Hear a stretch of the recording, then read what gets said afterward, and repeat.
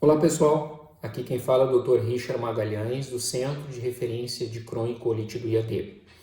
Gostaria hoje de discutir um pouquinho com os senhores algumas questões que temos recebido aqui no CRCC no que diz respeito a esta pandemia do Covid-19. A primeira questão é que se o paciente com doença intestinal inflamatória é um paciente de alto risco. Primeiro temos que entender o que é um paciente de alto risco. O paciente de alto risco é aquele que, em face de estar contaminado, ele pode ter um desfecho mais grave, certo?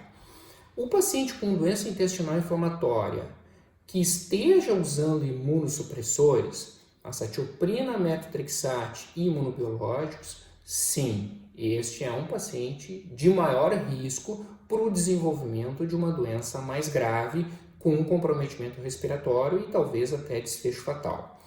Agora, o paciente com doença intestinal inflamatória, ele não tem o maior risco de aquisição da doença. Não, isso não, desde que ele siga as medidas que têm sido amplamente divulgadas, de higiene das mãos, de utilização de máscaras, de tentar ficar em casa o máximo de tempo possível, não expondo-se a outras pessoas com potencial de contaminação.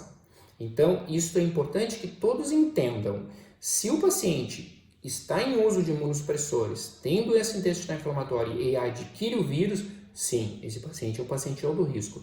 Mas o paciente não tem um risco maior de se contaminar pelo simples fato de ter a doença.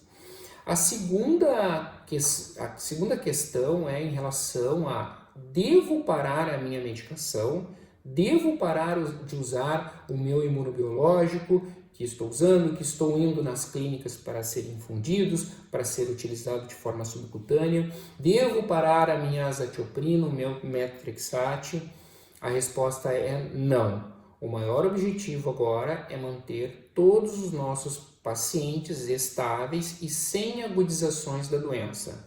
No momento em que o paciente para o uso do remédio, a chance da doença retornar, tanto o Crohn quanto a retocolite, é maior, fazendo com que o paciente tenha necessidade de procurar o hospital e, neste momento, não é a melhor opção. Além do mais, o paciente que está em crise muitas vezes necessita a utilização de corticoides, que é uma droga que diminui muito a imunidade, fazendo com que o paciente se torne, sim, um paciente de alto risco para um desfecho mais grave da doença.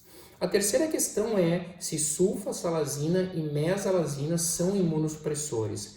Não, mesalazina e sulfasalazina não são imunossupressores. Não diminuem a imunidade dos pacientes, e se esse paciente que adquire a doença usando estas medicações, este paciente não é um paciente de alto risco por si só. O paciente de alto risco será aquele usando imunossupressores. Ok? Muito obrigado. Por hoje é só.